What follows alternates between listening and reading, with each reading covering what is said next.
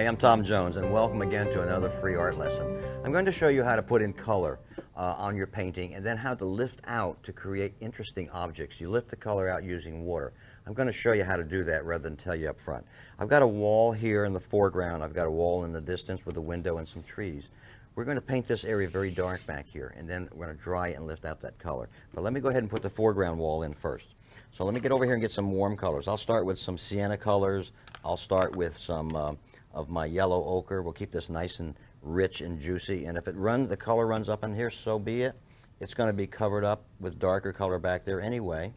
So let's go ahead and just put in some interesting color for this wall. I'll use a little burnt sienna. I'm using a little yellow ochre. I'll use a little bit of my permanent red light, which is a nice interesting red. So we'll put a little bit of that color in there as well.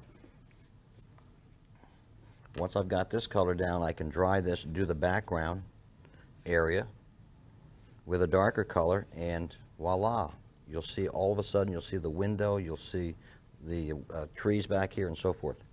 That's all I want to do with that color. Right now I'm going to go ahead and dry that, and I'm going to put in the darks behind it.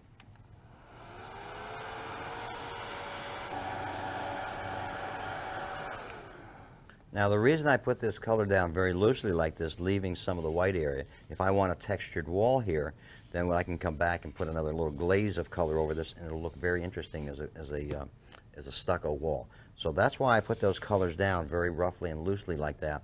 And I changed colors a little bit. I've got some red, I got some sienna, and I got some yellow ochre in there to add more interest as a variety of color. That's not what the lesson plan's about, but as long as we're doing it, I might as well tell you about that. I'm going to come up behind the wall now, and I'm going to add some darks into the wall that's back here. And I'm going to color right over, or paint right over. I'm going to paint right over these trees here. And I'm going to show you that you can just come in and lift those colors out. I'm going to pick up a little bit of my Prussian blue, and we'll put some of that color in. We want to make this very interesting. An interesting variety of color is important. I'll take some more blue. I got some ultramarine blue deep in this case, and a little bit of quinacridone rose, and we'll add that into the mix to give us a little more interest as well. Back to some hooker green, back to some Prussian blue, and we'll put in some rich darks again, coming right along the top of that wall. See how simple that was? We're going to cover this up. I'll come back in and show you how we'll rediscover it, and then we'll lift out some color for trees, etc. You'll have an interesting painting for it, for you. Let's take and add a little bit more quinacridone rose in here to make it a little more interesting. We'll take and add some more blue in, some Prussian blue.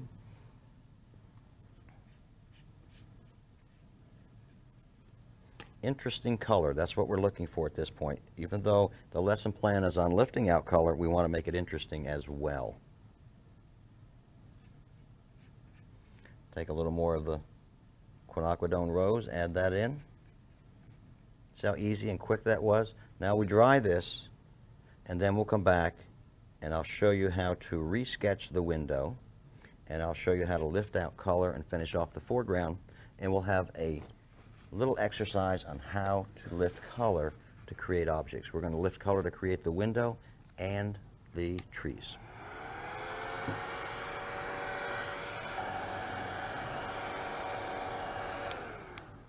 Now, you have to make sure that this is completely dry. We're going to be coming in here with water and lifting out some color. If it's not completely dry, it'll smudge and tear the paper. You won't have a nice crisp edge to the lifting that we're going to do. I got lucky here. I can actually see the sketch through this particular painting here. So I'm going to come in with just water on my brush. I'm going to grab a towel, a little hand towel, and watch what I do. Just water on my brush. I'm going to come in and I'm going to just lift out some color.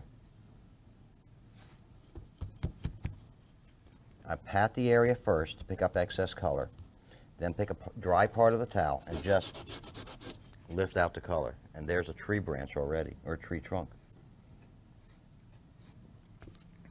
Same thing, just pat the area and lift out the color for some tree limbs. Don't get too carried away with too many tree limbs, but do have a few in there. All right, same thing. We're going to lift out the color.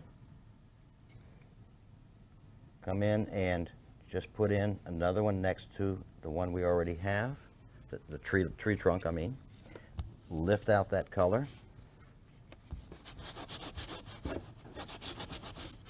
couple of trees in the area. We'll do the window next. I'll put some color back in here just to kind of make it interesting for you. I've got the window, so I'm going to come in and I'm going to lift out this particular window.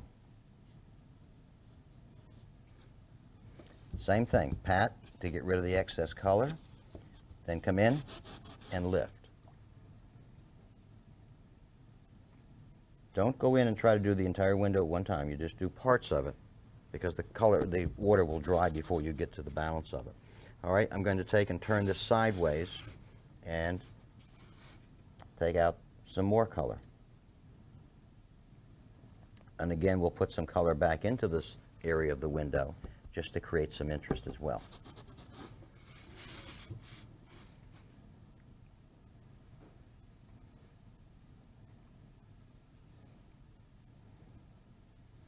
Just water on the brush. You may not be able to see it right now, but it's just water on my brush.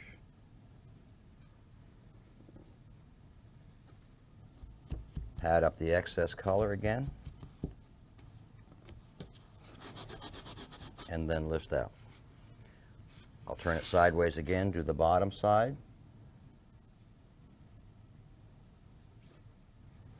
Pat that area. Dry part of the towel, lift out some more color. Now I've got some panes in here, so let me come down and lift out some color for them.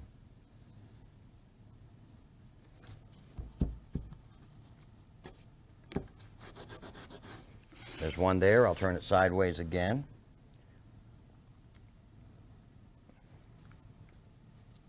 Pat the color, lift out.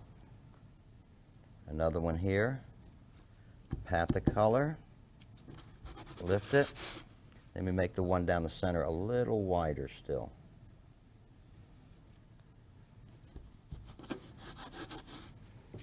And that's how that's done. Now let me show you where we go from here. Let's take a little bit of our color and add a little interest back into our tree area over here. Let's have a little fun with it. I took a little yellow. And we'll just add a little color back into it just for a little fun. See that?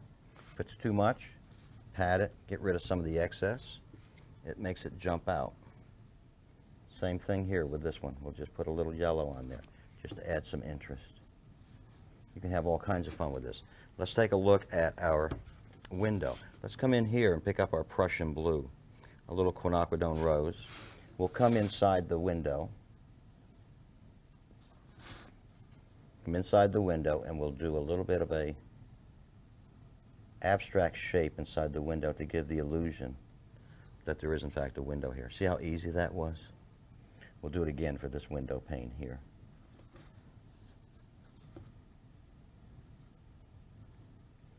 Rather put an abstract shape inside the window to give the illusion of a reflection than to paint the entire rectangle area solid. Every one of the shapes is different. See, now the window is starting to pop.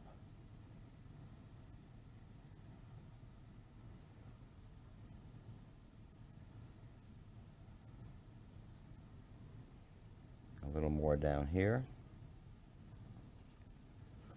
Now we'll come back in, we'll add just a little bit of color if we want. We'll take a little red. Add maybe a little red to the edge of the window. This is an old beat up window. Don't paint the perfect window now, paint an interesting window. Maybe a little bit more red to that area. Down here we might take and put a little green in it. Let's have a little fun with some green. Make this an old beat up window like you'd see in Savannah, Georgia, or somewhere in maybe St. Augustine, Florida, or something like that. Lots of coats of paint on it, kind of rustic. Got the idea? Let's take on this side over here, we'll take some of our dark and we'll put a little shadow effect over here on this side. Now you can see the edge, it's even stronger. Do the same thing underneath. Little shadow effect. We can take even one side of our tree over here and add a little darker side if you want to the tree. Have a little fun with that. See how easy that is and how much fun it is? You can lift out color. You can do an entire building this way. I just did the window and the trees. Have a lot of fun with that. Let's do one other thing. I promised you I would do this. Let's take a moment while I'm at it, and let's just take and put a nice light glaze of color, just a light glaze of some ochre over some of this white area and tone it down. It'll give you an illusion of a very textured wall. Leave some of the white, but see how you got an interesting textured wall? Let me dry this for you, and I'll do one extra thing, and then we'll be finished.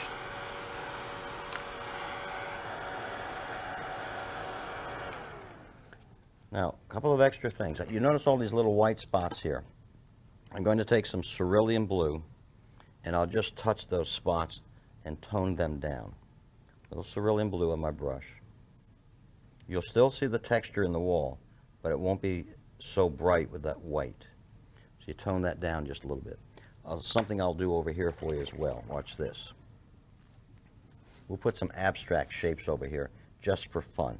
Just water on my brush. Could be, you know, shadows. It could be a lot of different things. But we'll put a little bit of a area over here where we'll lift that out some color too. Could be a lot of things, you know, it could be shadows, could be anything.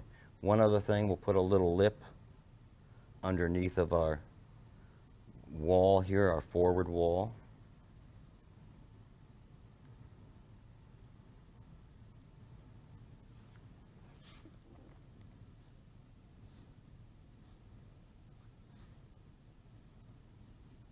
To give it a little more character.